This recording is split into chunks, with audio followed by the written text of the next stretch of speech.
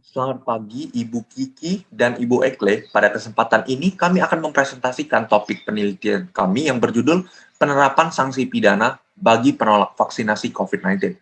Nama saya Yinto Perjikotan dengan NIM 010512000153. Perkenalkan, nama saya Cherry Ivana Lianto dengan NIM 010512000150. Nama saya Giovanni Pratiwi dengan NIM 010512000136. Nama saya Laura Cindy Patricia Marpaung dengan NIM 010512000132. Saya Nathaniel Agung Amadeo Jaya dengan NIM 010512000128. Memasuki bagian pendahuluan, Coronavirus Disease 2019 telah ditetapkan sebagai pandemi global dan ditetapkan sebagai bencana nasional berdasarkan keputusan Presiden nomor 12 tahun 2020. Coronavirus disease sendiri merupakan virus yang menyerang saluran pernafasan manusia dan telah dipastikan bahwa para penderita yang baru tertular akan mengalami gejala seperti demam, batuk, hingga sulit untuk bernafas. Adapun upaya yang dianggap paling efektif dalam mengatasi COVID-19 adalah dengan melakukan vaksinasi nasional. Pemerintah Indonesia telah melakukan banyak upaya untuk menekan percepatan penyebaran COVID-19, yakni adanya protokol kesehatan dan melakukan 3M, yaitu memakai masker, mencuci tangan, dan menjaga jarak. Yang kedua adalah PSBB, dan yang ketiga adalah belajar dari rumah bagi wilayah yang berada di zona merah.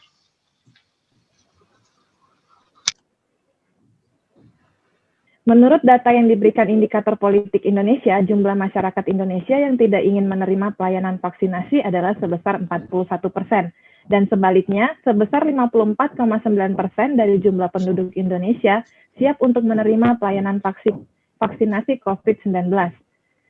Penolakan program pelayanan vaksinasi ini terkait dengan banyak faktor, di antaranya adalah faktor keagamaan, kurangnya edukasi dan penyebaran berita palsu di dalam masyarakat. Untuk menekan tingkat penolakan masyarakat untuk program vaksinasi, Presiden membuat pasal 13A Peraturan Presiden nomor 14 tahun 2001 tentang pengadaan vaksin dan pelaksanaan vaksinasi dalam rangka penanggulangan pandemi Corona Disease 2019, yang merupakan regulasi dari penerapan sanksi administratif bagi masyarakat yang menolak vaksin. Sanksi administratif ini berupa penundaan atau pemberhentian jaminan sosial dan layanan administrasi dan juga berupa sanksi denda. Pasal 13B Peraturan Presiden nomor 14 tahun 2021 juga menyatakan setiap orang yang telah ditetapkan sebagai sasaran penerimaan vaksin COVID-19 yang tidak mengikuti vaksinasi COVID-19 sebagaimana yang dimaksud dalam pasal 13A ayat 2 dan menyebabkan terhalangnya pelaksanaan penanggulangan penyebaran COVID-19 selain dikenakan sanksi sebagaimana dimaksud dalam pasal 13A ayat A, dapat dikenakan sanksi sesuai ketentuan Undang-Undang tentang Wabah Penyakit Menular. Dan untuk menekan intensitas penolakan program pelayanan vaksin COVID-19, maka sanksi pidana yang mengacu pada Undang-Undang Nomor 4 Tahun 1984 tentang Wabah Penyakit Menular dibutuhkan sebagai ultimatum remedium atau sebagai upaya hukum terakhir dari pemerintah dalam rangka menanggulangi percepatan penyebaran COVID-19. Baik, selanjutnya memasuki metode penelitian. Jenis metode penelitian yang kami gunakan pada jurnal ilmiah kami adalah metode kuantitatif, yang dimana kami mengambil data dan juga sejumlah variabel. Lalu, subjek penelitian ini bersifat makro, yaitu di mana penelitian diambil dari sejumlah besar masyarakat Indonesia. Sehingga kami juga menggunakan metode deskriptif untuk menganalisis suatu permasalahan menggunakan fakta dan interpretasi yang tepat. Dan yang terakhir, teknik yang kami gunakan adalah studi pustaka, yaitu dengan mengumpulkan data ilmiah dari berbagai sumber yang berguna untuk menyelesaikan rumusan masalah tersebut. memasuki bagian pembahasan, poin pertama yang akan kami bahas adalah sosialisasi dan sanksi administratif dalam penanggulangan penyebaran COVID-19. Menimbang banyaknya kasus aktif COVID-19 yang terus bertambah seiring berjalannya waktu, tentunya pemerintah harus berupaya lebih dalam menanggulangi penyebaran virus COVID-19. Adapun upaya pemerintah dalam menanggapi problematika tersebut adalah melakukan sosialisasi terkait pentingnya melakukan vaksinasi dan penjatuhan sanksi administratif bagi masyarakat yang tidak mematuhi protokol kesehatan. Namun kedua upaya tersebut dinilai tidak optimal dan tidak efektif dalam memperlancar vaksinasi COVID-19. Juru bicara Satuan Tugas Penanganan COVID-19 menyatakan bahwa pemerintah sudah berusaha semaksimal mungkin dalam menyadarkan masyarakat akan pentingnya vaksinasi. Namun hal tersebut tidak meningkatkan minat masyarakat dalam melakukan vaksinasi. Data Kementerian Kesehatan yang mengacu pada Indonesian Technical Advisory Group on Immunization pada tahun 2020 menunjukkan masih banyak dan masih terdapat 34,2% masyarakat yang tidak ingin divaksinasi.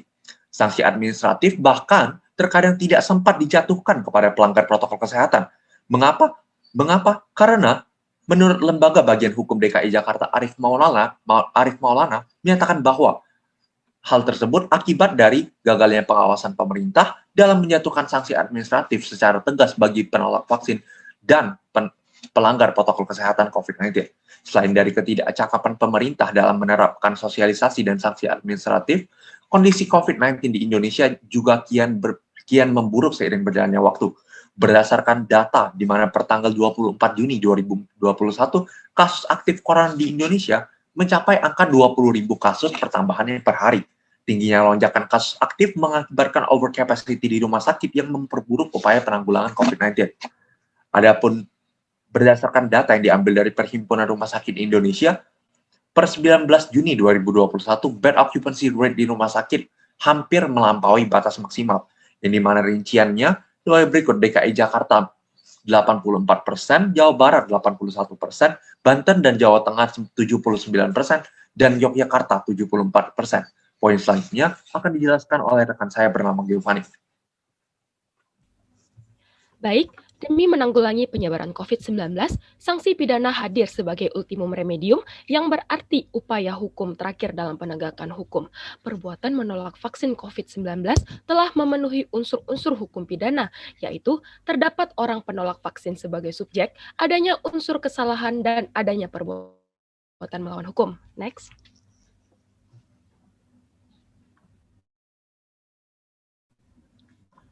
Berdasarkan pemenuhan unsur tindak pidana menolak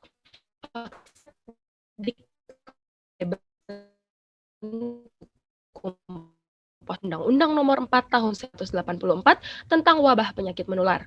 Selanjutnya, Profesor Dr. Bardana Mawi Arif dalam bukunya Bunga Rampai Kebijakan Hukum Pidana mengemukakan bahwa suatu perbuatan dianggap sebagai tindak kriminal apabila 1.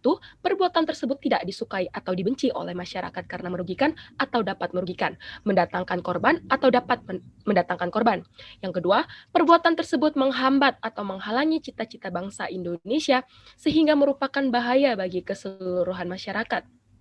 Mengacu pada Pancasila selaku ideologi negara, salah satu cita-cita bangsa Indonesia adalah memajukan kesejahteraan umum. Apabila Indonesia belum mencapai angka herd immunity, masyarakat Indonesia akan selalu hidup dalam ketakutan terinfeksi virus COVID-19. Lantas, bagaimana cita-cita bangsa Indonesia dapat tercapai apabila masih banyak masyarakat yang menolak untuk divaksin? Selanjutnya,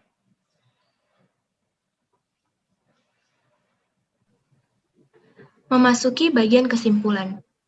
Dari hasil penelitian jurnal ilmiah kami mendapatkan 2 poin penting dalam hasil penelitian ini, yaitu yang pertama, pemerintah telah melakukan banyak upaya dalam melakukan penanggulangan wabah COVID-19 seperti sosialisasi dan sanksi administratif. Namun, penerapan kedua hal tersebut dinilai kurang efektif dalam menyadarkan masyarakat akan bahayanya wabah COVID-19.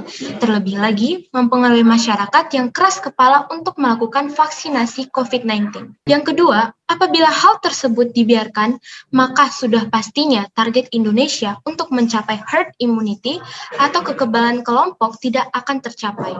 Maka dari itu, sanksi pidana hadir sebagai ultimum remedium atau upaya hukum terakhir dalam menyelesaikan suatu problematika.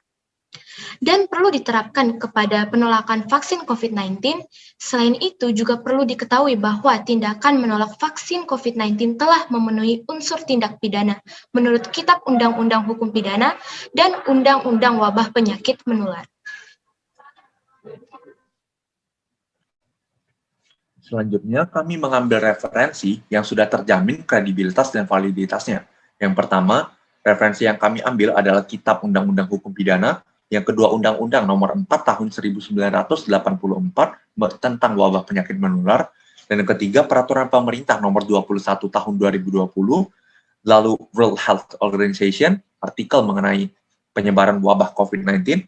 Selanjutnya, artikel mengenai Satuan Tugas Penanganan COVID-19 yang menyatakan bahwa efektivitas sosialisasi dan sanksi administratif tidak optimal. Dan selanjutnya, data dosis vaksin yang masuk ke Indonesia, survei indikator politik Indonesia, dan artikel mengenai penggunaan vaksin, artikel mengenai tanggung jawab pemerintah atas pemenuhan vaksin, jurnal Rex Finding pelaksanaan vaksinasi hak atau kewajiban, lalu yang terakhir jurnal sanksi pidana bagi penolak vaksin.